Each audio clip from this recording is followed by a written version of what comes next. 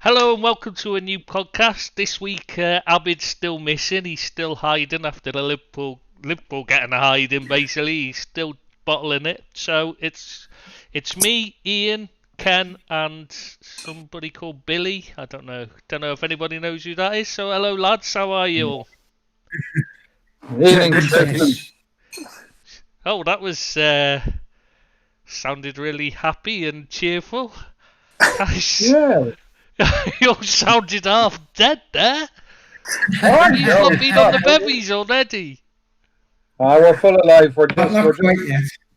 Nobody wants to steal Billy's thunder because Everton are still top of the league, you know? Well, they won the league already, so it's all over, so there's no point talking about that. Oh, yeah, the minor slip up last weekend. Very against the mighty Saints. Very minor. Morris Minor, even. Oh God, that was bad. I'm apologising for that gag. Anyone who's heard it, I'm apologising for that one. That was bad. Right. Anyway, so we just jumped straight into it, and I think we should start with a Donny van der Beek situation. He clearly came in expecting to be Paul Pogba's replacement, and then got his arse in his hand when he got ignored when Pogba was dropped. So, do you think? Basically, we're asking, do you think he should stay or go? And this is where we miss Abid, because he'd have belted out the Clash song right now. You know his secret vice is karaoke, don't you? Yeah, God bless him. He loves a karaoke machine, him. Yeah, well, as the United supporter, I might as well speak up. I think Van der Beek is a very good player, and I think he will play. I think he'll flourish at United even in the medium term. I'm not sure. Ollie hasn't had enough time to coach all the football out of him yet, so he can't play in the team. So until Ollie turns him into a complete spanner like he has the rest of them, there's no hope for Van der Beek. So you just have to sit tight, wait for the manager to be fired, and then roll on. And then he'll do a great job for United. No problem.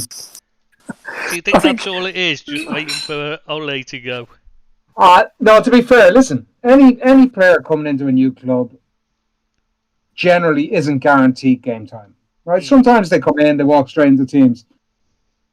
The thing that frustrates me and some Manchester United supporters is that the guys who are playing in front of him are not playing very well.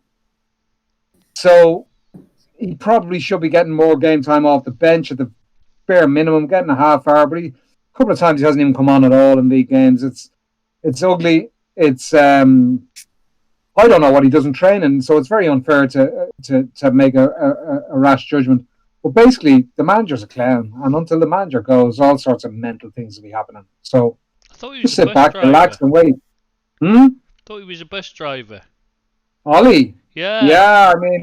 Just Ollie's at the wheel, so everything's going to be okay. So yeah, exactly. we know from reading the Man United page actually that there's no need to be concerned at all.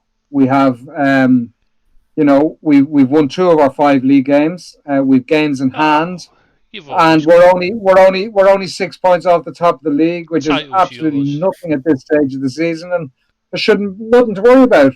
And hopefully, and all the supporters are looking forward to winning maybe 2 more of our next 5 games in the league, which would be another milestone and another monumental achievement. And until those players who are playing so well for Man United at the moment take a dip in form, Van der Beek will just have to wait. Well, which ones were that are playing well? All of them. They're all playing really well because we've won 2 out of 5 games. So there's no need to worry, no need to be concerned about anything.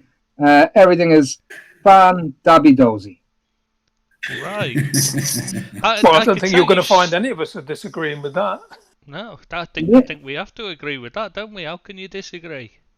You can't disagree. Everything is fantastic and rosy in the garden. And we've only been playing poorly because we didn't have a pre-season, apparently.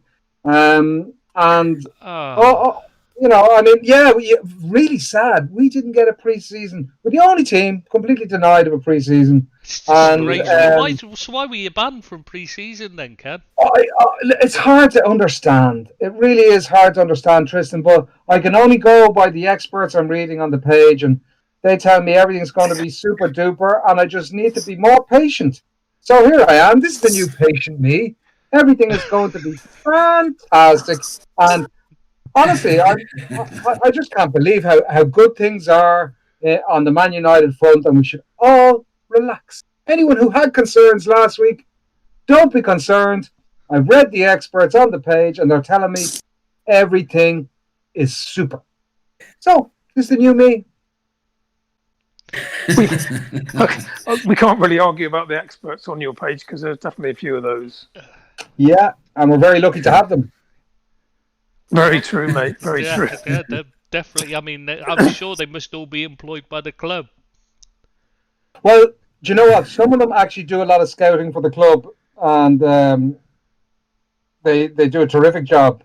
And there's a few of them who have a personal line into Ollie because they can tell us how players are doing in training, and the Fred's first touch isn't any better than Jack the Ripper's. But they actually do a great job for the club and spin the PO very well. And Ollie's at the wheel, so everything's going to be fine. I certainly think you have a point about Van der Beek's problem, though. I mean, he can play football, and we've seen that. You're buying players like Fred. You clearly don't want footballers anymore. Oh no! God forbid! God forbid! We're going for the athletes with lesser technical ability to pretty much how you would play if you were a relegation team like say Cardiff or somebody like that. Yeah. That's the way you set your team up. Lots of people, huff and puff, and Ollie is going to take us back to the top with this whole new vision on how the game should be played. Well, if they just want natural athletes but not worried about technical skills, me and Billy have got a hope, haven't we, Bill? We'll be straight in there. Absolutely, we have.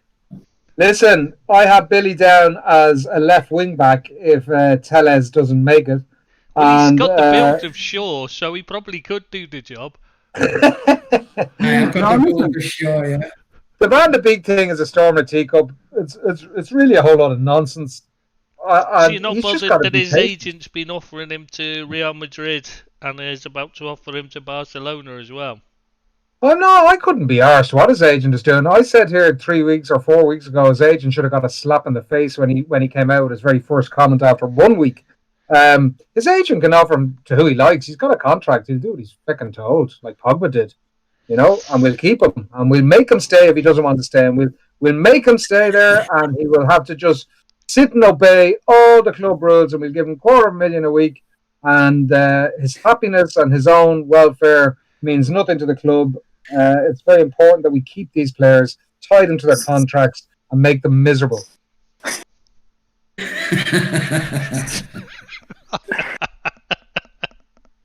And can I ask you what you thought about James playing last week? Who? James. Sorry, who's your winger?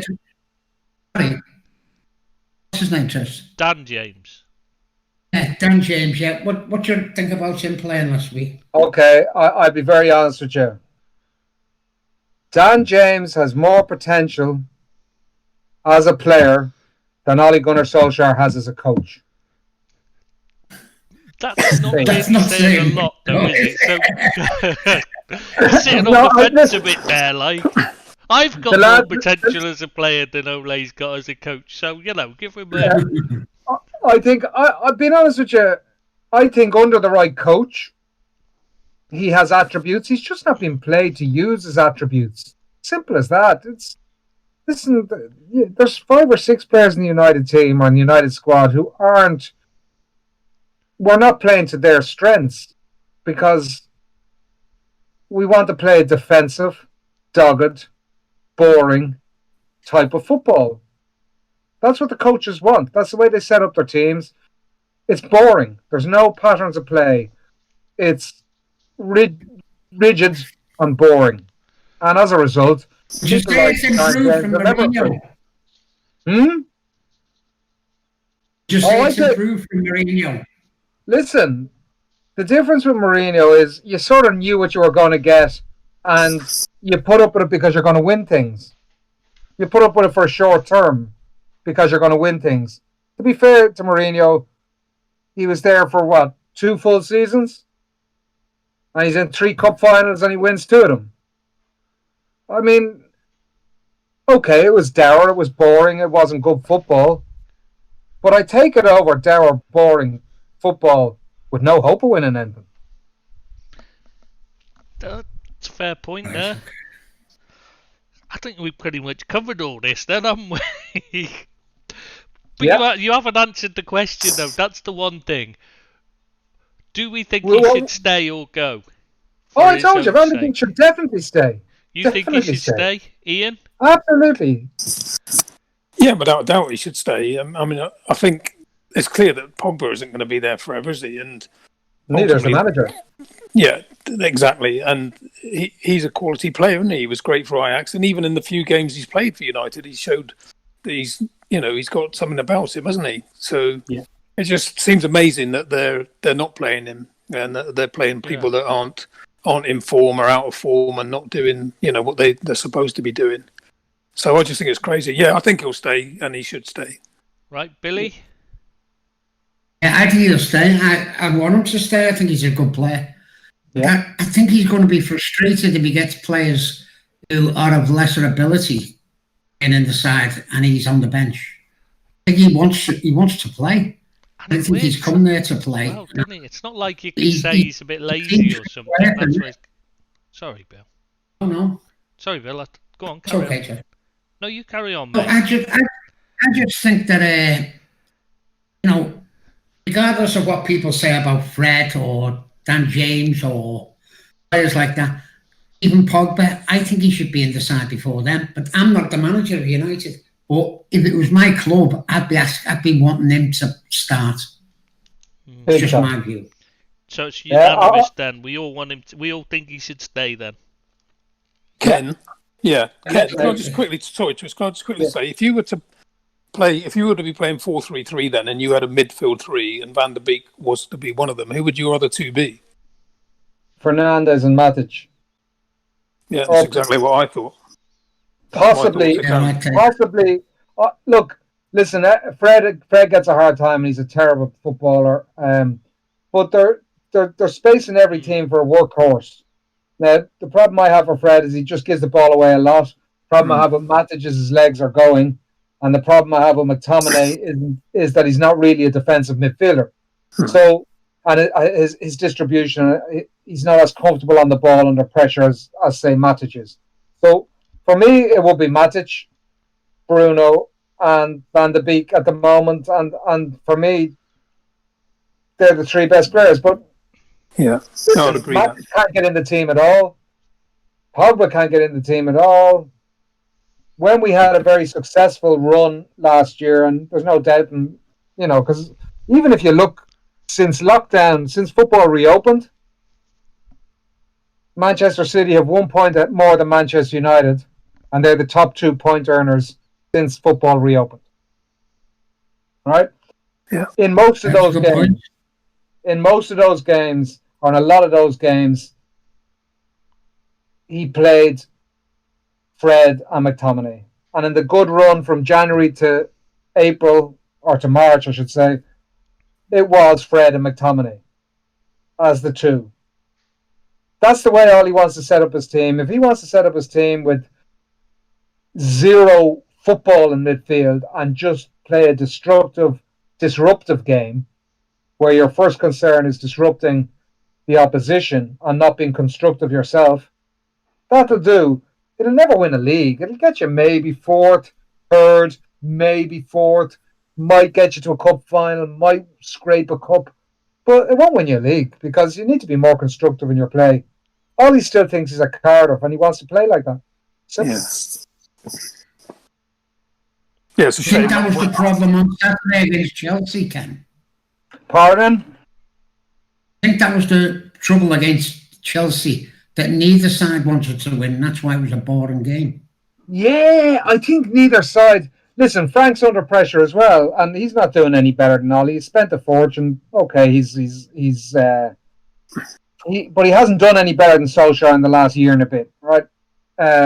He doesn't get the same press abuse. He got a free ride last year because he'd no real transfer window. Spent a lot of money this year, and we said 4 or 5 weeks ago, we all said it here, he's going to need time to gel them. He still doesn't have a proper defence, so I think both managers were more concerned about not losing that game than they were about winning it. And that's a very sad indictment. And for me, that's abandoning the principles of Manchester United. From a guy who's supposed to be a club legend. It happens too often. Lots of times Fergie went to draw a game or to be defensive in a game. That can happen. It happens on occasion, but with Solskjaer, it happens weekly. And the next thing you know, we'll be going for a draw when we're away to Southampton or a draw away to West Ham because we think it's a good point earned. That's abandoning the total, everything the club stands for, in my view. Yeah, I couldn't argue with any of that. Which kind of brings us on nicely to Conte, doesn't it, Tris? Yeah, we could go on to Conte next, yeah. As we mentioned, Chelsea. So I call him Kante, but whatever floats your boat. Yeah, sorry, Kante, yeah. Either. Yeah. Anyway, yeah, so this season I've noticed there's been like a groundswell of Chelsea supporters on their page wanting him to be sold in the summer. I know, I was amazed. I found bizarre. Then now that they haven't sold him, now they're suggesting they should stop playing him in a way, that suits his football, make him stay disciplined and sit in front of the back four so that Jorginho can play with more freedom and be the player to express himself. So they want to stop their best midfielder from playing the way he plays to his best so they can allow an average, if at best, midfielder with no mobility whatsoever and completely unsuited to the Premier League to do what he does, which is pass sideways and backwards anyway. So, or take those ridiculous penalties. Sorry, Bill. I don't think that Lampard fancies Kante in that position. He He doesn't play him now. He played him as a more attacking midfielder. Now he's moved him into plays him in central midfield when he plays. Obviously, he's not playing him tonight because of fitness issues. But funny, I love him.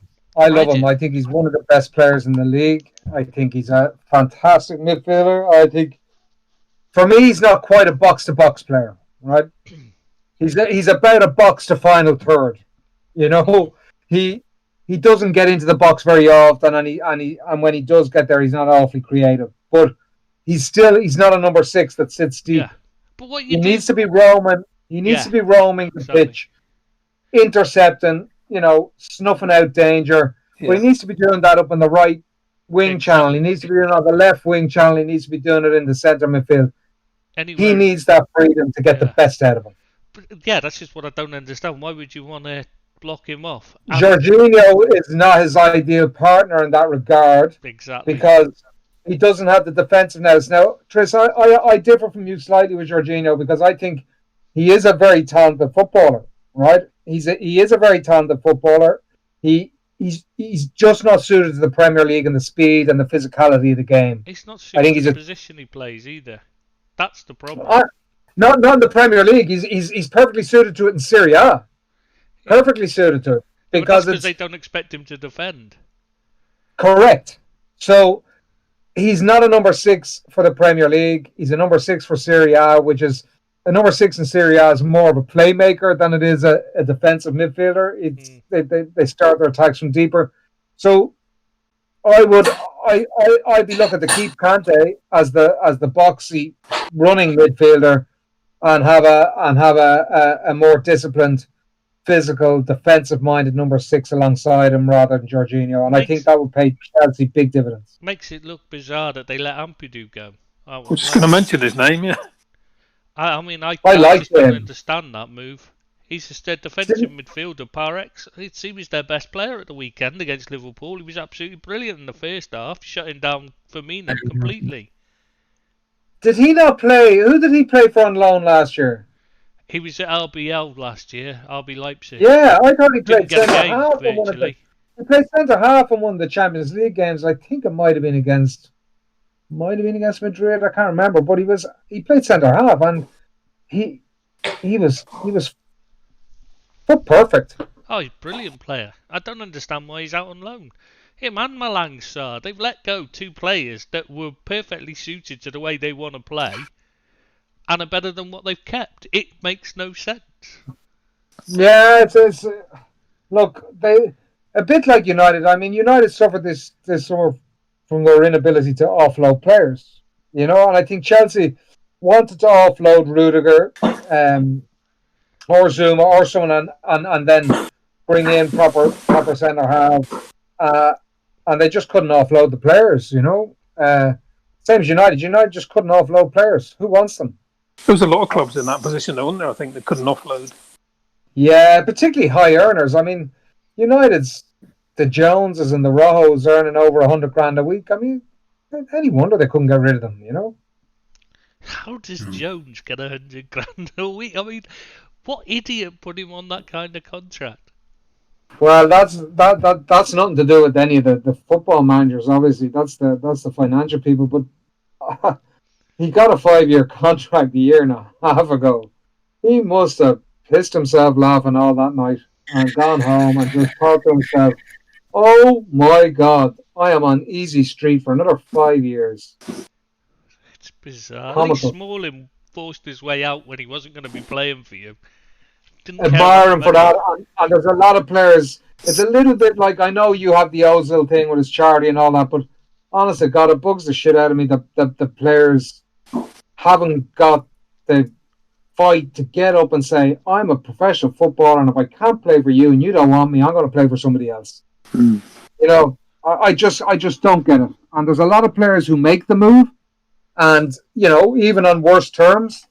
But no, you got to be out there playing football. It's a very, very short career. Oh bloody hell! Chelsea keepers injured one of their players by the looks of it. Sorry, football. I just spotted the football on that. Right, so just while we were talking about Chelsea, I just spotted it. It looks like Zuma by the looks of it, I think. Yeah, Zuma. So, what do we think? What do we think with Chelsea and Conte? For me, he's got to be one of the first names on the team sheet. First for me. Yeah, and for me, I don't think there's anybody like him in anybody that can compare to him in the Premier League. No. If you had with the exception of midfield, with the exception of Guendouzi, obviously he was. Oh well, I don't count him because he's obviously class above, obviously, like Pepe.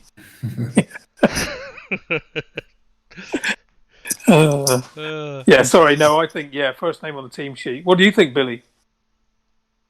Yeah, I'm a big Kante fan. I think he might be off if he doesn't get what he wants. I think he'll be off. I think there'll be a lot of suitors looking to take him. Paris Saint-Germain for one. Yeah, I think he's going to be off. He's hitting that 29, 30, which isn't the greatest age for a midfielder. Not with his style of play. So, like, if he doesn't move next summer, he'll sign a new contract. But I think he should move. He lives very clean though, so he might have a longer career than most who play a similar sort of style. And there is more longevity now than there was, let's say, when Well, he doesn't drink or smoke or anything like that as well, so. Yeah, no, he's a good lad by all accounts. Yeah, still drives the old battered Mini he turned up in on the first day as well. Yeah, so he's tight as well. maybe his accountant works on the Man United page, do you think? Yeah, maybe he does. Yeah.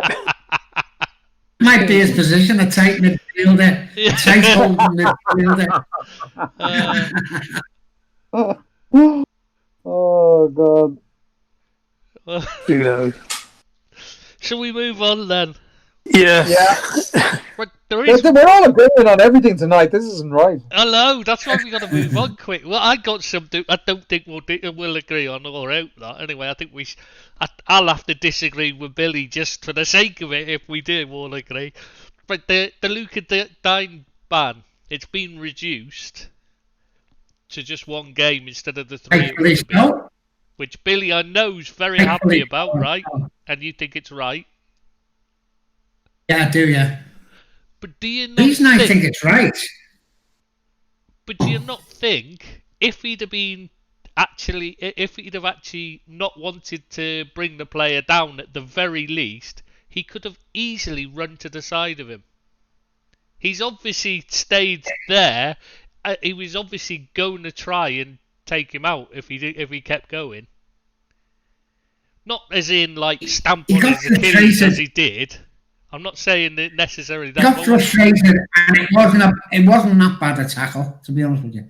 He come in behind him. He couldn't catch him, and he tried to go to slide past him and caught his ankle. Don't get me wrong, it wasn't a great tackle, but I think there should be. I'm happy with it being reduced to 1, and not just because it's Luca Dean and it's Everton. I think that there should be like a traffic light system anyway. I think, it should be reviewed, and you should have it in degrees of how bad the tackle is. And maybe it's okay to do it at the end of the game and retrospectively. I think it's a good idea. Do retrospective things because you can't keep going the way it is. People getting away with murder, basically, and then them saying, well, we didn't see it at the time, so nothing happens. Yeah. I'll agree with that, Chris, yeah. I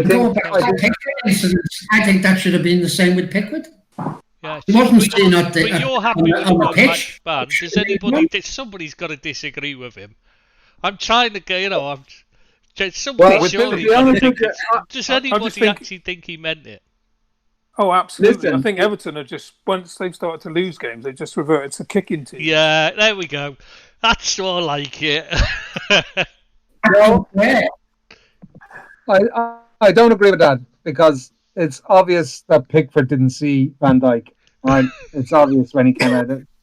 So I'm not having any of that. Richarlison didn't see Thiago, yeah? No, Richarlison. But to be honest with you, the funny thing about that game is, right? Robertson hacked out. Oh yeah, definitely. We were discussing this when I think you weren't here though. Yeah, like Robert. I think it was when you were away. Yeah, I was away last week. Robertson hacked out. You know what I mean? Definitely. And that all goes. I mean, so he should have been getting a ban as well. And what if he had torn your man's Achilles tendon? Well, yeah, exactly. That's what I'm saying. You've got to start punishing these retrospectively to stop players doing it. You can't just say just because you didn't see it at the time. You don't say, you don't say, well, he stole my wallet. Well, we won't bother because we didn't catch him on the day. If you catch him later, you still punish him, don't you? I'm in favour of retrospective bans. I will be in favour of a traffic light system because what you have is a situation now at the moment where if a keeper comes out, hands the ball outside the area, he gets some straight red, he's off for 3 matches. Yet Richarlison is that right? I think it's only one. Or somebody else can break someone's leg and get the same with a nasty tackle and get the same ban. I don't think that's correct. I think a 3-match ban's only for violent conduct offences, for offences deemed violent, isn't it? And 1-match ban is the standard if you get a sending off. No, all straight reds are 3 matches. All yellow reds are 1. Okay, I could have sworn because I've seen 2-match bans given and 1-match bans given for straight reds as well. But that might be appeals then. Yeah, I think if they appeal them, you have a chance of getting a further game, or yes, you can get a game off. Yeah, you can get an extra game. That's why I'm saying that all red cards, should be looked at the end of the game. Yep. The panel, and then decided on a traffic light system. 1-match ban for being not that bad, 2-match ban if it's borderline, and 3-match ban if it's really serious. That's what I'm saying. Yeah, completely agree. And for something even like, Harry Maguire's one there, the penalty situation where he tried to decapitate Aspilicueta. Like, to be fair, that's a penalty all day long. I don't know how it wasn't given as a penalty. And they did. The thing was, they spent 20 seconds looking at that, if even 20 seconds looking at it, and they still didn't see it. But the Marcus Rashford one, where somebody brushed past him, or was it Kante brushed past him? I can't remember who it was.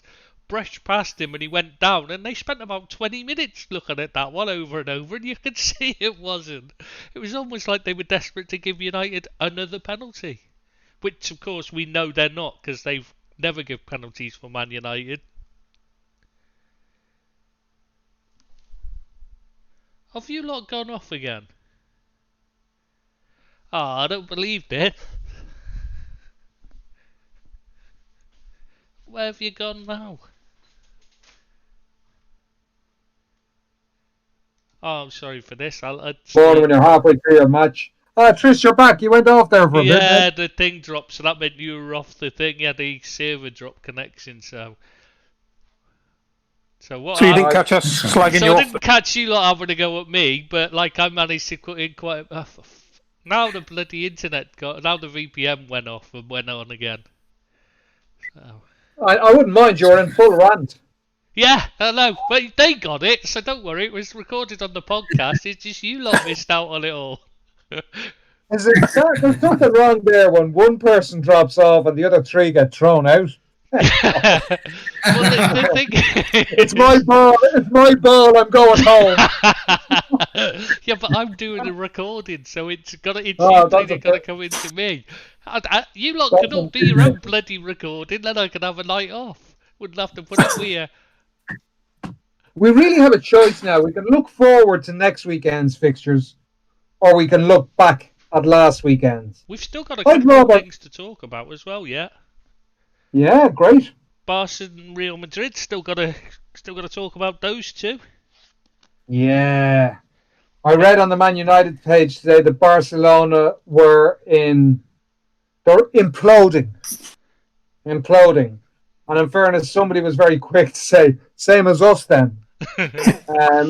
But of course, you're positive now about Man United because it's all going to be fine. So you wouldn't have agreed. Yeah, no, absolutely. Because I had to text the person that put in that post. I had to text him and say, stop it. Everything's going to be fine. Yeah, good man. Because we wouldn't want you to, lose that positivity. No, it's all about the positivity. I think if the Man United board did what Barcelona board did anyway and resigned en masse, would you consider that imploding or a bloody good day? I would consider it to be a bloody good day. but the only thing that I'm fearful of, right? And I wanted Mourinho to resign as the United boss the day the transfer window shut and they didn't sell Pogba, which was his demand, really, right? Because player power, the board started backing players, which is over the manager, which once you start doing that, the manager's finished. But the thing is, the player wanted to leave as well, so that wasn't really but does Messi, will Messi stay with a new president? My guess is that's a certainty. Who's that, Messi? Yeah. I think. Oh, by the way, guys, apparently, to move, so. Apparently, just a very quick interjection, but Donny van de Beek starting tonight? Yes. Yeah. Hey. Yeah. Sorry, I thought you knew that. That was why I thought we were starting with it. Oh, right. No, I didn't realise that. Right. So what about all that bollocksology then about him needing time to settle? Jesus Christ, our manager's some waffler. I know. Well, the trouble is, you got to remember that Donny's had that nasty injury for some time, so it's taken him a while to get back from that. Yeah, he's been injured a long time. We're going off topic now. We're talking about Barcelona and you tell Madrid. him, Bill. You tell him. You keep him on the straight and narrow. Well done, Bill. Is Here's my view on it, and I don't know if you'll agree with me, but this is all looking towards a European Super League. This to me, Well, the board's going; they've got no money, and it's going to be 4, maybe 5 English clubs: Real Madrid, Barcelona, Bayern Munich. I was just going to say, it was Bartomeu who's taken them into the Euro Super League, and he's even revealed that as he left, that he's signed them up for one already. And they're already beginning proceedings. So him leaving wasn't part of the proceedings to take them into it. He'd already done that. It was just he'd put them in such financial difficulties because they had to change their club. I forget what they call them now. The rules of the club anyway, not laws. They have Constitution. That's it. I couldn't remember what it, but I knew it was American. Yeah, anyway, their constitution states that they can only spend X percentage of their income on wages, and he'd taken them massively over the amount. So they re-voted a higher level, and he still couldn't get them within that figure. So they re-voted and got a higher level still, and he still couldn't get them among it. This is why they're in massive financial difficulties. That's why he's going, and because of the mess with Messi as well. Yeah. And there's one other point as well that's the problem is because Xavi wouldn't work with him. Which is why Koeman was appointed in the first place, because Xavi refused to come back to the club while Bartomeu was in charge. Wow, is that what stopped Xavi coming back? Because I always wondered, He was offered the job on a plate, but he didn't want it while Bartomeu was there. Because they've almost insinuated that Koeman was, almost as soon as he was appointed, they were insinuating he wouldn't be there a year. I think he'll be there at the end of the season, or whenever the season in, whenever the new guy comes in, and the Qatar season finishes, Xavi will be on his way back. Because he's managing in Qatar at the moment, isn't he? Oh, is he? Yeah. I can't see Koeman pulling up trees this year, to be honest. I just don't see why. They only brought him in as he's just there for just to fill time, basically, isn't he? Yeah, I'm surprised he left the Dutch job with the European Championships in the summer, and the Dutch are doing well. So yeah, bit of an odd one. Yeah, it was his dream job, though. It's like if you were doing whatever, and Man United come calling. Don't matter what club or country you're running. Well, I don't know. Maybe you'd be different if it was Ireland. I don't know. But most people like club over country, isn't it, these days? So. Yeah, no. Listen, it'd be club over country for me every time. Yeah, I wasn't sure because I know some people are, some people aren't, some people are. I'm club over country every time. Yeah. Yeah, particularly at the moment because Ireland are even worse than Man United, Need a new Jack Charlton then. We need another Jack Charlton, all right. Lord of mercy on him. I think the just going on again from obviously moving to this reference to Barcelona. I think the more interesting story is the Madrid one, isn't it? What's going on there at the moment? Well, I don't know. I was just thinking, what do you think of do you think they'll carry on with? Do you think they're going to pull out of this Euro Super League because the La Liga is putting pressure on them, FIFA's putting pressure on them, UEFA's putting pressure on them. On Barcelona? Well, none of the fans want to join the Euro Super League. No, but listen, they may have signed up to join, but if there's no Super League to join, they ain't going anywhere. Won't be before it's 2024 is the date it's meant to start. What do you know? Do you know what Sky and BT thoughts are on this Super League, Tris? Oh, they'll love it because it'll be huge for them. The problem is whether they'll be the ones that get the contracts. Their problem more would be they don't want to. The Premier League is a great product for them, and they don't really want to mess with that, do they? No, I don't think it'll be messed with. A bit like Brexit, they'll strike at the end of the last minute, It's one of those. It's a story. It'll be in the English football as we know it, the Super League. Football, ruin it. kill it. You can't have.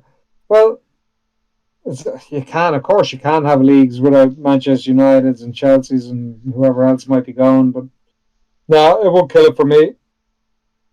Man United might not even be in it the way they're going. That's the worry. That's the thing as well. That's how far they've fallen. Their stock's fallen lately. They'll be in it if it's their Tris. Don't be silly. Well, I would have thought so too, but that's not what they. What's I think they will, in yeah. the discussion? 100. That's not what who. The They'd discussion beg them to be in it. They would beg them to be in it. You would Biggest think supporter so. club in the world. Biggest supporter club in the world. Absolutely, they're nailed on. If it was to happen, they're nailed on to be there. Whether they merit that at the moment with their play, definitely not. But they'll be there. I would have thought so as well, but I think so. the problem is you're thinking of it in terms of just purely about making money. They're thinking of it, it's run by the clubs, and they're thinking of it in terms of somebody else having a degree of power against them. You know, Barcelona, Real Madrid, they like to have power, you know what I mean? They like to run it. Yeah, I think the money's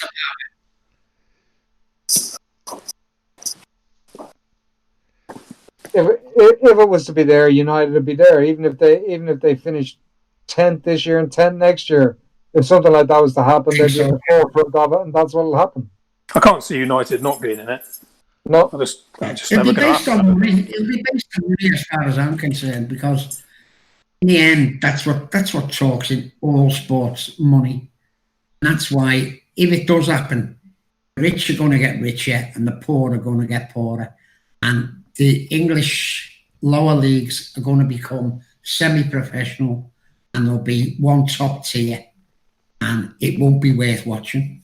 If there's no United's, Liverpool, maybe Arsenal in it won't be worth watching. The Premier League. yeah, it's always been the argument with the Scottish Premier League that if Celtic and Rangers left, that it would finish the league.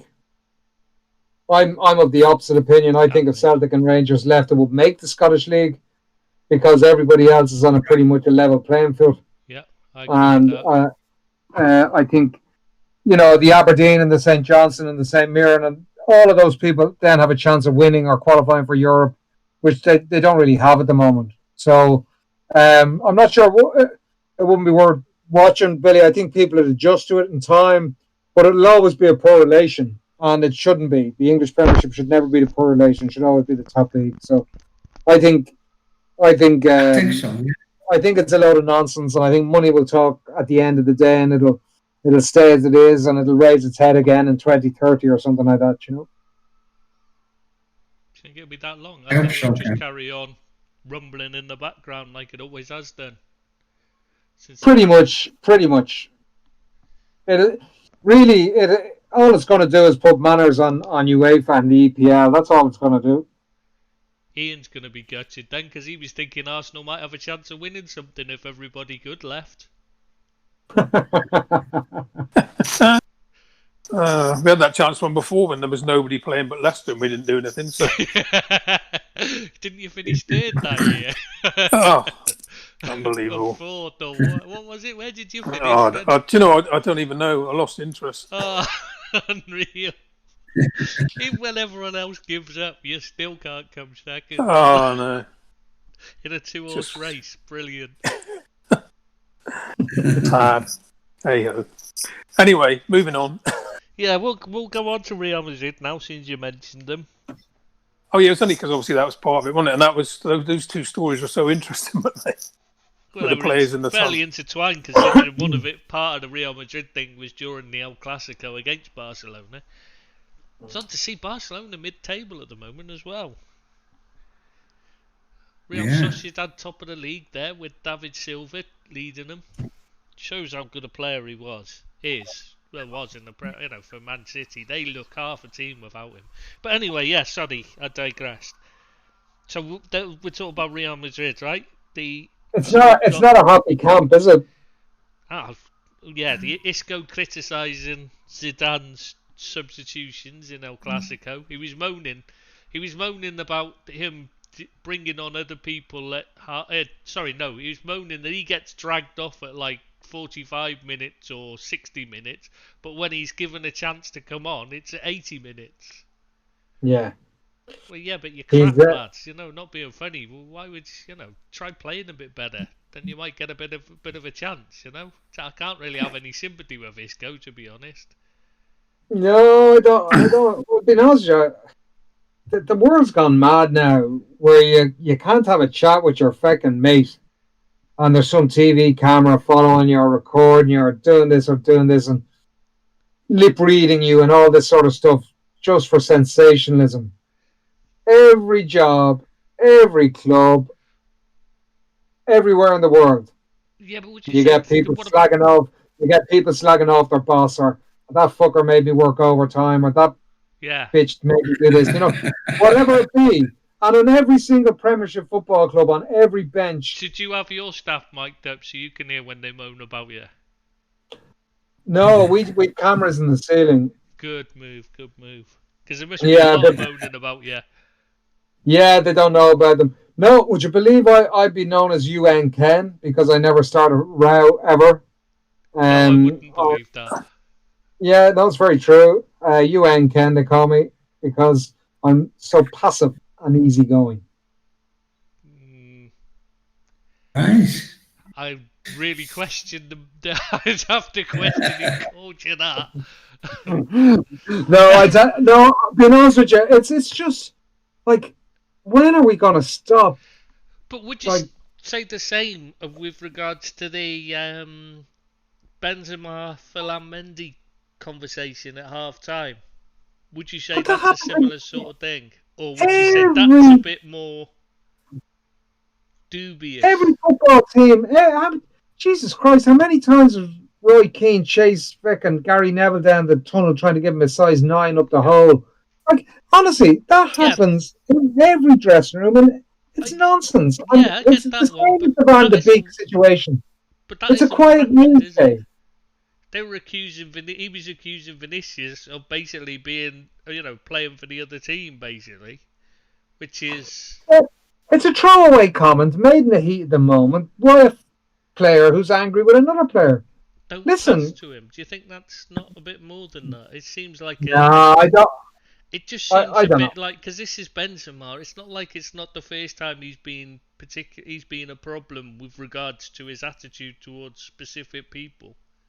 No, he's a nasty little piece of work, Benzema, by all accounts, and a particularly nasty individual. But look, these things happen. Honestly, my view on that is people shouldn't even be talking about it. Well, I'd say the same if it was what you were saying with regard to like Roy Keane chasing the players down the tunnel. That's a different matter to me. That's if Benzema had a problem with with Vinicius, he should have been speaking to Vinicius. That's the difference, is what I'm saying is. This is a different matter. This is backstabbing, backbiting, it's all behind the backs of people. That's when you've got an unhappy camp, isn't it? Rather than just people wanting to win.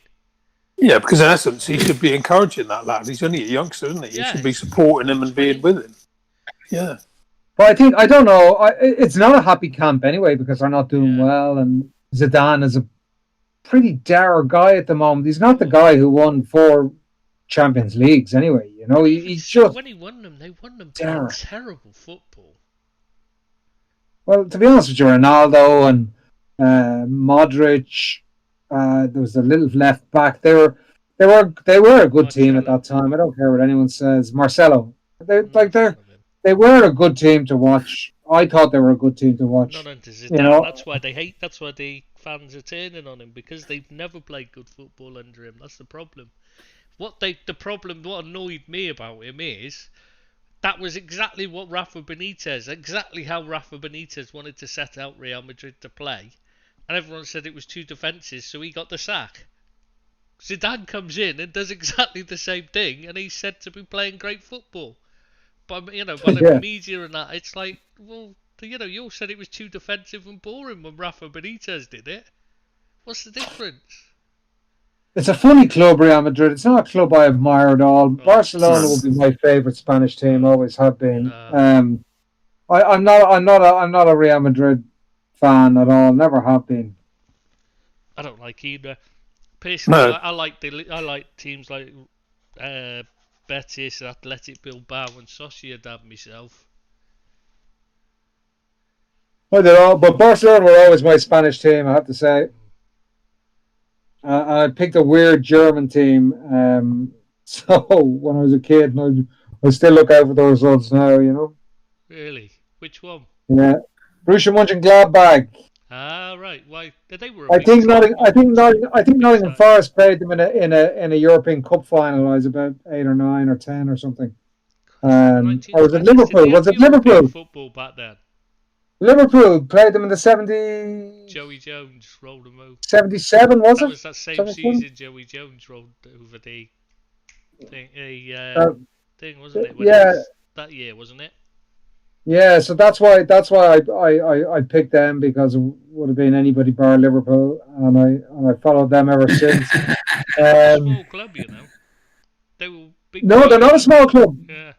Not a small club. They've had a lean time, got relegated and all sorts, but yeah, they're sort of playing okay the last couple of years. Interesting. Sorry, we digressed, didn't we? So, what were we talking about? I think we finished on there. Who's your favourite German team, Ian? Sure, Dortmund. Dortmund. Billy? Yeah. Dortmund for me as well. And Spanish? My Spanish one. Real Madrid. I don't like Barcelona one little bit. All right. I just Billy, or Ian? I like the history. It's the history of Real Madrid that I like. What? Yeah, they were great back in the day. Stefano. With the shoulders. Yeah, fantastic player. Yeah, but they weren't financially doping of the same manner everyone complains about Chelsea or City and that doing. When Calderon was in charge, they were literally selling off like a metre square of land to the Madrid government for millions, and then the Madrid government were gifting it them back to pay off their debts. Yeah, that's true. And slap them regularly. And then when they really got into massive debt, the Madrid government bought their training ground for about 10 times what it was worth off them, and then gifted them, as part of the deal, a brand new, bigger area of land with a new, brand new state-of-the-art training ground on it. Yeah, it's all crooked. Like a bit of corruption. Yeah, and they used to have the backing of the president, who was a dictator. That's why I don't like him, because, no, don't want anything to, anything Franco liked. Can't like I reckon. Yeah. My favorite French team was always Marseille. Really? Yeah, I think Chris Waddle. Did Chris Waddle go there? Yeah, Chris Waddle did. Yeah, I like Chris Waddle as a player. Did they win a Champions League or European Cup when he was there, or were they beaten in the final? Match fixing. That was the one they got stripped of them for match fixing. Remember? Papin was playing in that team. Was Jean-Pierre Papin playing in that team? I think so. Yeah, it was they had a lot of big stars at the time. Yeah. And their chairman was match fixing, Bernard Tapie, wasn't it? That's right. Yeah. They were basically they cheated to everything, so it's kind of like a sore point with a lot of other fans in France. They like Liverpool. Possibly. Well, as in when they bought the league, you mean? Yeah, a lot of cheating going on there. Yeah.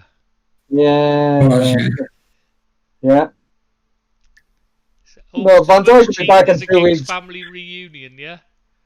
Van Dijk will be back in 2 weeks now after Klopp's magic doctor fills him full of whatever magic potions he injects into him. Christ, he's not Pep Guardiola, No, I wouldn't be so sure. That's what Pep does, and that is something that's been that is something that even the other, the Bayern club doctors who he got rid of actually came out and was saying, weren't it? That's why they got rid of him.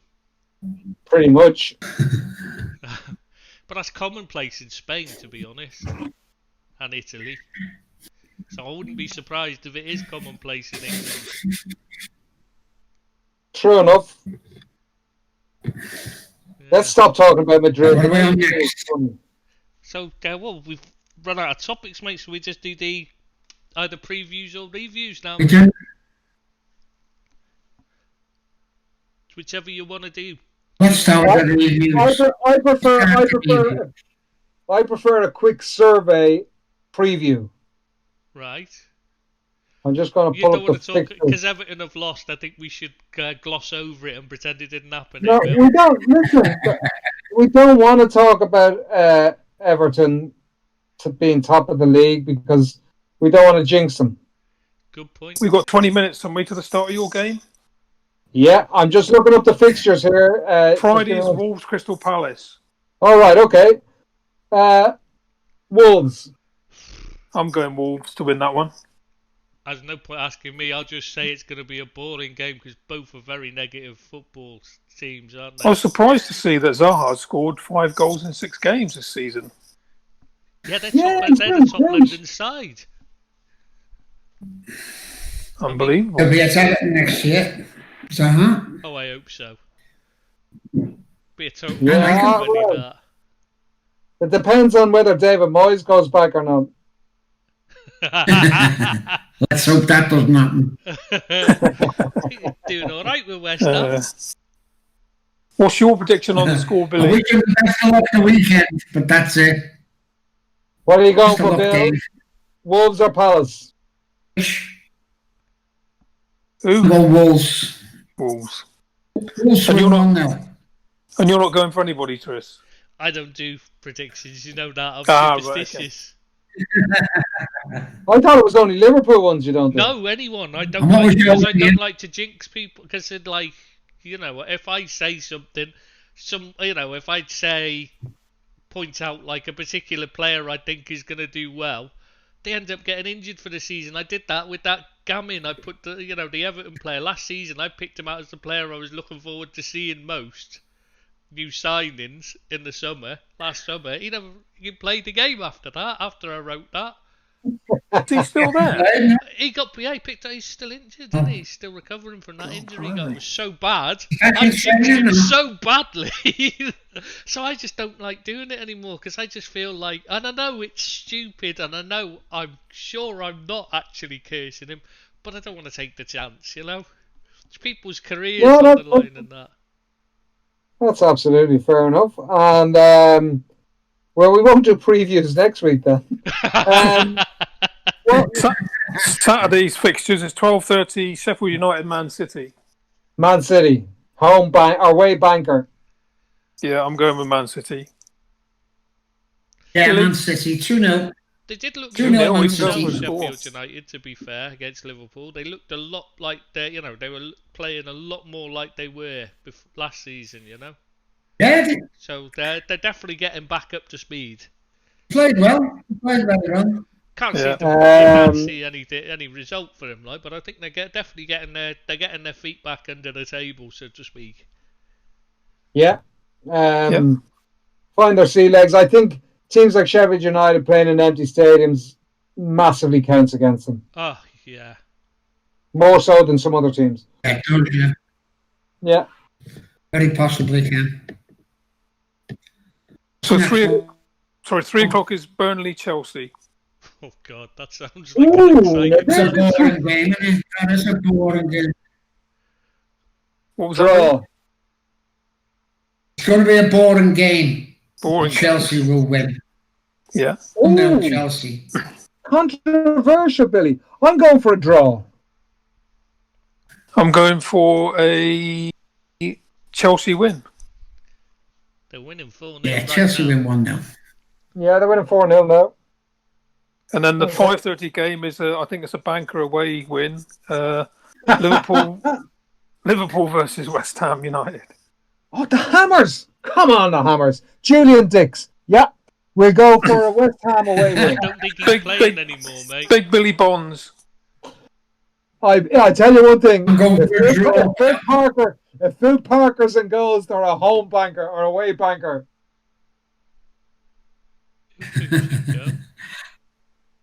Phil Parker, Yeah. the blonde. I don't think he plays anymore, mate. I know you're showing your age a bit there. All right. Okay. Well, I'll still go for. I won't. I look. There is every chance that Liverpool can snatch a draw out of this one. Is And Antonio I think not injured, by the way? Don't know. Is he? He is injured. He went off yeah. injured, so it's touch and go whether he plays. I think he's out. definite draw, score draw probably. I think Liverpool might snatch a goal, maybe a late equaliser. Says he was 2-2 for me. 2-2. 2-2. Good man, Billy. 2-2, yeah. Score draw. I'm Two going back for- defences. I'm going for a Liverpool win. Otherwise, my wife Right. will kill me. Don't worry, she won't be listening to this anyway. She's never going to sit through this. So what was She's got that? better Most things to do. did anybody go for a West Ham win? Nobody did they? No. No. Yeah, cool. So moving on to Sunday is the 12 o'clock kickoff is Villa Southampton. And I'm going to go Have Villa been I'm gonna found go- out, do you think? Or Southampton. Yeah, I'm going to go Southampton. Southampton 3-1 for me. Ooh, 2 Southamptons. Ken? Is he gone? Oh, Yeah. he's too excited. Has he left us? Yeah, I think Jack Grealish should be fouled 38 Oh, he's times. back. We've Yeah. I'm here. Don't you worry. So what was your prediction? Sorry, mate, I missed it. Villa Southampton. Oh, sorry. Villa win. Villa win. Oh, right. Cool. Okay, cool. So that's 2 for Saints, 1 for Villa. Oh, Moise Keane scored again. Did he? Yeah, that's what he's been scoring like a demon since leaving Everton. Oh, talking of Wow. Everton. It's bloody Talking of obvious. Everton. Talking of Everton. Newcastle Everton. Oh God, Have the wheels truly come off? not Everton. They Everton, Newcastle, or Newcastle, Everton. It's Away to Newcastle. Toon. Away to Newcastle Toon. Everton. You're away, Billy. Oh, we're away. Sorry, I don't. Bloody hell, I haven't ever done it. I thought we were done. Go for a 1-1 draw. Oh yeah. Really, Newcastle Yeah, are playing 1-1. awfully at the moment, mate. Yeah, I'm going for an Everton win. Everton win. A handsome win. Handsome Yeah. win. We'll see. Everton draw 1-1. And then we move on to 2 of the most shite clubs in the Premier League. Arsenal, Man United, Arsenal. Man United, Arsenal. Oh, Ken, Go on then, Ken, over to you. that's going to be 7 or 8-0 to United, then, isn't it? Well, to be honest with you, Positive, Ken. even the old negative Ken would think that we could beat Arsenal. So the positive Ken is going for. I won't go for a repeat of the 8-2 victory of a few years ago. Because Arsenal will never get 2. No, they probably won't. Yeah. No. Good point, think- well made. I think United will win. I'm going for a United win. Jesus Christ. Go for a 0-0 draw. Guys, they're People are all gonna so think- positive. People are going to think we're the same person. Everybody, do any of you believe in your own clubs anymore? I can't believe that. Everton at the top of the table and Billy still doesn't think they'll win. No, United will Really? win. That's right. Was that last United, bit? I fancy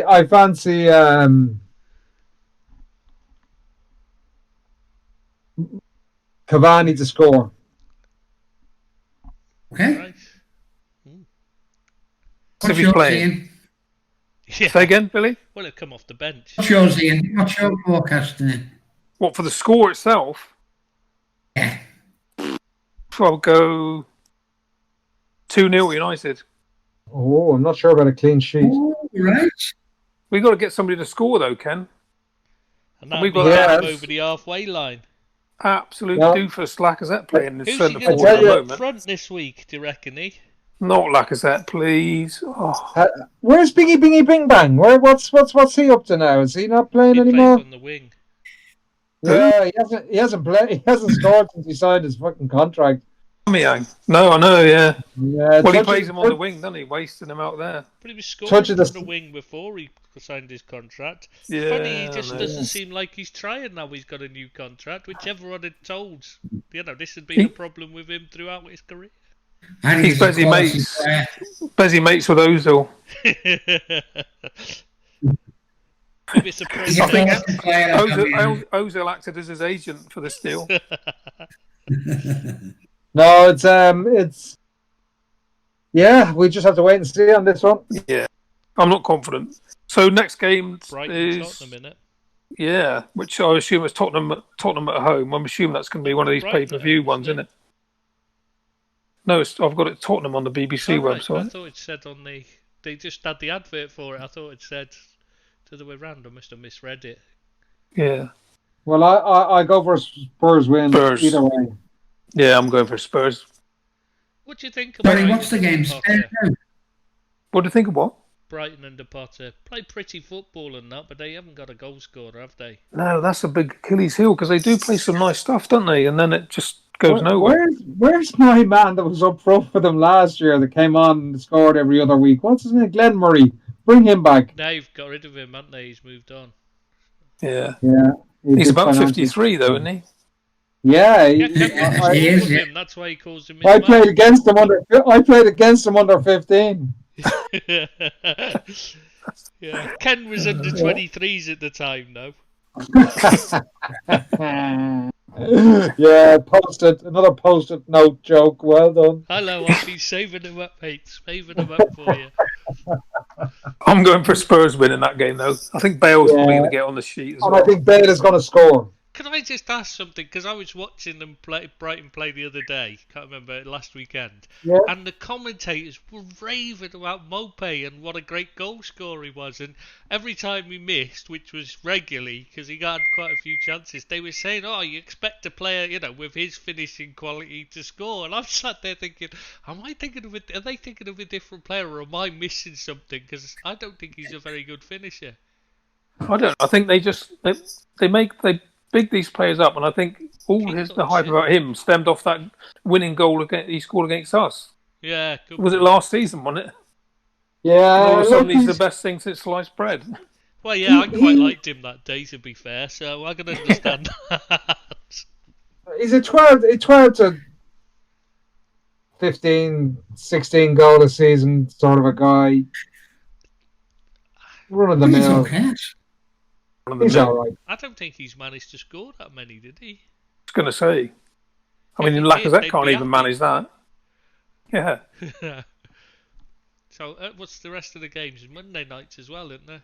Yeah, so I was just going to go on to Monday night. Is 2 games on Monday night. One is probably going to be a real goals galore game. Fulham West Brom. Oh, Jesus Christ. Neither of them. Neither of them are getting any points. Can they both lose? Game abandoned due to complete and utter boredom. I'm trying to think who's got the best goal. I'm going to go for a Fulham win. Mitrovic, isn't it? Is he the Yeah, Mitrovic. I'm going to go for a Fulham win. Yeah. And that's not a phrase you'll hear often. Say again? West Brom 2-0 for me. West Brom. Oh, but yeah, I'm going to. Ex-Everton man in charge is bound to do well, isn't they? Everton on the up and all that. I'm going for Fulham. Ex-Everton players are doing well. Keane's got 4 goals in 2 games now. Slaven Bilic, as a player, you used to look at him on a Saturday and think, he hasn't had a shower since training on Monday. Right? and now you look at him as a manager and you think, He hasn't had a shower since he finished playing. He's an absolute fuckbag. He's obsessed with throw-ins as well. And yet it was Liverpool and Midtjylland and that have employed a throwing coach, and he's never thought fit to do that. Like, it's bizarre. He's obsessed with them now. Really, I didn't know that. He's it goes on and on and on about him if you speak to him. Like, in fairness, he was beaten with the mad stick, wasn't he? He's a touch nuts, yeah. Well, he's like He's not 95 and he still thinks he's a rocker. So yeah, God bless him. There's not very many of us left. Yeah. Your forecast.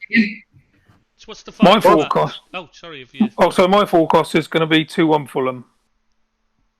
All right, okay. So I'm the only one going for West Brom. Yeah, you're on your own there, Bill. And I think the final game is okay. probably going to be quite a good one because that's Leeds-Leicester. Oh! Bamford. Jesus, you had to mention Leeds. See, I knew it. He hasn't stopped scoring since you wrote him off. You know what? We were watching the game. I was watching the game. We were recording the podcast last week. Leeds were playing while we were recording it. First half, Bamford missed absolute sitters, and I said, "There you go." Ken, I said about you, raving about him. I said, and there you go. He's missed some absolutely sitters. Like, he's terrible. Like, so what does he do the second half? It's just like, football's a fickle game, isn't it? It's because I said it in the podcast. That's the thing. I told you, jinx. I am a jinx. He's done quite well, actually. No, that's a tough one. I'm going to go Leeds, though. I fancy Leicester away win for that one. I'm going Leeds home win. Leicester home away win for me as well. Really? Vardy's back as well, isn't he, the bastard? I mean, the absolute star. Listen, mate. There was a discussion on the United page the other day about Vardy. I'm full of admiration for him. Oh, he's a throwback to one of the 90s or 80s centre forwards. He's great value. He tries his heart out in every game. Scores more than his fair share. I wrote Leicester off at the beginning of this season because I didn't think he was going to be capable of scoring as many goals as he has done for the last few years, because it has to stop sometime. Yeah. But he's brilliant. He's brilliant. Yeah. I admire him for staying at Leicester, even though, Ian, I'm sure you would have liked to have seen him go to Arsenal. But I admire him for staying at the club. Wing to Aubameyang, couldn't he? Oh, yeah. Yeah, no, I would have had him all day long. But and he does love playing against us, so maybe he'd love playing for us. He talks about, his cans of Red Bull and his 2 Mars bars before a game. I love all that. I think that's great. Yeah. He shows that a limited talent doesn't necessarily mean you can't be a great talent just because you've got limits. You show if you use it to the best of its ability and get the most out of it, it can be really useful. A limited player, because he is limited, because he can only play a certain way. But you just have to, set your team up to suit what the limited player does. As a coach, and when I coach kids, I always used to hold up 3 players as role models that they should all aspire to be like. And they were, funny enough, 2 of them are in TV now. Jamie Carragher, Gary Neville, because the 2 of them made 100 times more out of their career than their God-given ability should have allowed them, right? They weren't naturally brilliant footballers at all, but their dedication, their attitude towards training, they're one-club players. They put their heart and soul into every training session as well as they put it into every match. And they practice. And they were no better as kids than an awful lot of players that never got their opportunity. And the 3rd player is David Beckham, because like that again, practice, and that's what made him as good as he got. Yep. Was the amount of time he spent as a 14-year-old practicing. And Jamie Vardy, I would put in the exact same character as those three. Beckham, I elevate. I elevate Beckham miles above them because I think Beckham ended up as probably the best dead ball specialist and the best deliverer of a ball from 10 to 60 yards crossing. There was no one better in the world at him for a long period of time in terms of crossing. Beckham, for me, was the first one to ever be able to cross a ball without beating a man.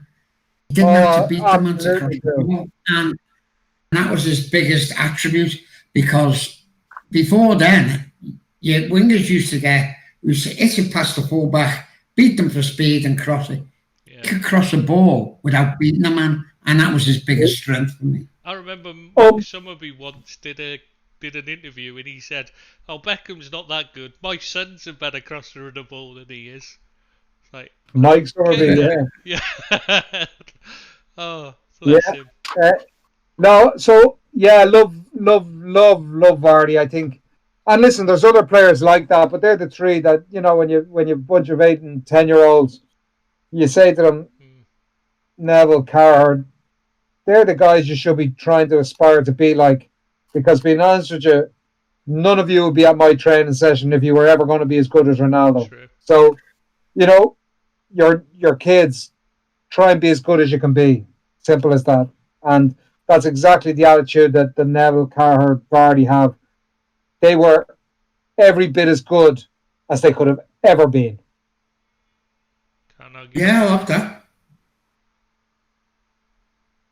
No argument from me. Leicester win.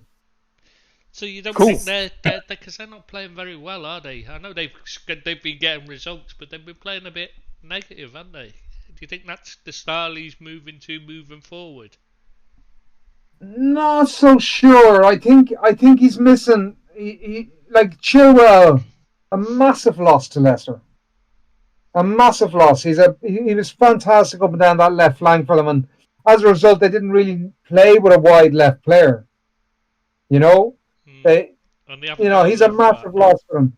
And hasn't the right full been injured all season as well? What's his name? Ricardo, isn't it? He's really good. Yeah, Pereira. That's Ricardo it. Pereira. Yeah, but he's been injured all season. They've got Justin, who replaced him last season, and they've brought in that Castagna, who's excellent. But it takes a bit of time for these guys to settle, What I don't understand is he's got James Justin, who's a right back. He's definitely a right back, 100% a right back. They've got Castagna, who's played left midfield, left back, left wing back, right midfield, and right wing back regularly. Plays all over. He mostly, for his country, mostly plays left back. But he plays Justin at left back, who's definitely a right back, and Castagna at right back. Why? That's a bizarre one for me. Yeah, don't know, mate. I can't answer that one. I didn't know they were on opposite flanks. I think, listen, Rodgers is a really good coach. I'm not saying he's a really good manager. Yeah, that's the difference. I get it. Yeah, of course, a massive difference. He's a really good coach. Yeah. A really good coach. His teams always play You've gone off. Is that because you were going to say they play? No doubt, it switched you off because you were going to say they play really good football when they don't. They tend to pass for passing sake too much when Rodgers gets his way. In my opinion, certainly did when he was managing Liverpool. And I've seen a lot of Celtic fans moan about that. I'm sure you'll be back soon, no, because it's going to go off in a sec. My internet's obviously, the VPN's gone off and it will switch back on any second. And I'm sorry, I'm just filling in while I wait because I know I'll forget to edit it out later. So it's gone off again. Ah, we go. Sorry. You're back. It's just stopping it. It just doesn't want Ken to go and watch the game because it's really exciting. Yeah, I know. Who's that guy? Stuff, mate. Who's that guy? Who's that guy dressed up as Pogba running around like a lunatic? I don't know. Looks a lot like him, but it can't be because he's doing weird. Oh, it's weird. Yeah, pressing and everything. Listen, that last 15 minutes, and then they just seem to revert. Mind you, a win, lads, tonight for United, and they're as good as true to the last 16, which is great, you know. Can't argue with that. Yeah. You know what? I've no idea because I've not been. I only watch in Europe. I don't normally really watch much of it, to be honest. I find it a bit boring. European football, as a rule, Well, unless it's listen, my own club involved, it just doesn't matter anymore. I think to a large degree, all football Yeah. is boring without fans. Yes. I know there's been some mad results and lots of goals and lots of this, but for me, the intensity of the game has dropped by 15-20%. It's noticeable, isn't it? And I think that's why all the goals are going in, because nobody's really there's nobody breaking to defend. If you've 30,000 people shouting at you, you run faster, you track faster, you tackle harder. Simple as that. Listen, I can let a roar an 8-year-old or 15-year-old as their coach, and if I can let a roar from the sideline and make them run faster by just going, come on, 30,000 people roaring at you makes you run faster. I don't care what anyone says. I agree. Yeah. Fully agree. It's the atmosphere is part of the game, especially in England. It's a special part of the game. Serie A probably not a great deal of difference in tempo. La Liga there definitely is, and Bundesliga there definitely is. But if you're 3-0 down, no fans there, 15 minutes to go, I don't see anyone busting a gut to make it 3-1, or to if they lost another goal, it doesn't really matter, you know. Yeah, it doesn't feel the same. The players don't feel accountable, I don't think, in the same way that they do. I remember the Ryan Giggs, an interview he did years and years and years ago. He was only relatively young at the time, maybe 22, 23. And he said the way he was coached was, if the ball is running out of play and you know you can't catch it, you still bust your ass so the 50,000 people can see you're trying. Yeah. And he said, if you do that, the crowd respond to you. To me, I just think you should bust your ass anyway, because you never know when it hits if it hits a divot in the pitch and then bounces, and comes back or takes an odd bounce. You know what I mean? There's all kinds of things that can happen. So. In junior football, a phrase you'll hear often on the sideline here is "ball wins," right? And that would be a coach either telling his defender, don't panic, he's not going to catch it, the ball's going to run out of play, you know? And you hear it all the time, ball wins. And I hate it. I just hate it. I don't care if the ball is winning. Yeah. You should be making sure you try and get there before the ball. Exactly. It drives me nuts. There's no substitute for hard work. No, and that's going back to sometimes there is a substitute for hard work. Sometimes there is. Paul Pogba? No, but sometimes there is. Generally in football, you have to win the battle before you earn the right to win the game. By showing your talents. But sometimes there is players out there that just don't work hard, but they're luxury players, and there's other people to do their hard work. And if you get one of those gems, you don't necessarily make him run up and down the line chasing his full back or whatever. I think James Rodriguez. Yeah, well, Fergie found that out very easily with Ronaldo. But Fergie found out very quickly with Ronaldo. Don't be asking him to do stuff that's not going to pay any dividends. Yeah, but he altered the system to cover, so they had extra money, an extra protection in midfield. Correct. That's what you have to do when you do stuff like that. Yeah, absolutely. Guys, But he did still work hard. Anyway, yeah, we should let you go, shouldn't we, Ken? Yes. yeah, I was listen, only trying to spill it out to annoy you. I really enjoyed that tonight because that was a very rounded, all clubs, all teams, all subjects. It was really good, yeah. Makes a change Good to to- discuss European football as well. Yeah, nice to talk about the Europeans. You know, I mean, you guys won't be there very long. We'll stay part of Europe. You know, we'll be over here flying the blue and yellow flag, and Well, I haven't you been part of guys. Europe for about 4 years, so... Yeah, More, well, about Bernard, 6, sorry. Must be now. you're a proper fucking nomad. You are no fixed abode. It's an absolute pleasure, Billy, as always. Yes. Yes, and definitely. Yeah, cheers, Ken. I was only saying the other day. I was only saying Sure. earlier on there before you came on, Billy, and before you came on, Ian. It's lovely to have an editor on the Man United page in Ed047 who is so respectful to all the posters and never picks on them, never teases them, never pokes them with a stick. And the neutrality and the professionalism with which you carry out your job as an editor on the Manchester United page, Ed047, is respected by all and admired by all posters. Yeah, but you're forgetting. Ian, thanks for your contribution he's as not well. a neutral. Ian, thanks for your contribution. He's a Man United fan because once a blue, always a red. Remember? Yeah. In fairness, He's a bit of a It's Wayne all- Rooney. it's all good, Bill. And Ed047, we'd like to thank you for your contributions as well. Yes, thank you. Yeah, only Ken would. Cheers, But that's Ken. only because it is you. No, honestly, it's been really good on the United page for the last few days with people with lots of different views. I love that, you know. Makes a nice team. That's been good, yeah. Been good. Like you go to the Liverpool page, and this is the sort of response you get when Liverpool win 10-0. How was the game? It's all right.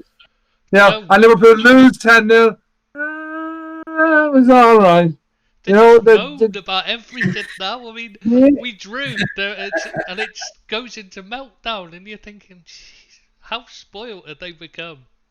Oh, they've no idea how to enjoy what they're getting at the moment, you know. And you think after waiting so long, but as you know, I'm in a group with a bunch of Liverpool supporters, and they're a great bunch of heads, and you know, I think they're all saying that this year is no one's going to run away with the league, you know. No one.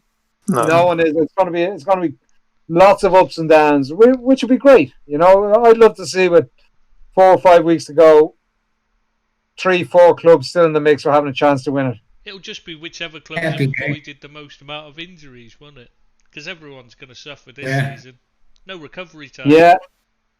Well, hopefully James and Pepe will come good, and Arsenal will be coming up on the rails there, rampant towards the end of the season. Well, we're Is resting at the Arteta moment, leaving aren't we? then? We're resting at the moment, so we should be saving something for the end of it. Yeah, well, listen, lads, I'm going to go enjoy this game. I'll talk to you Yeah. later. Sorry, mate. I shouldn't really keep you talking.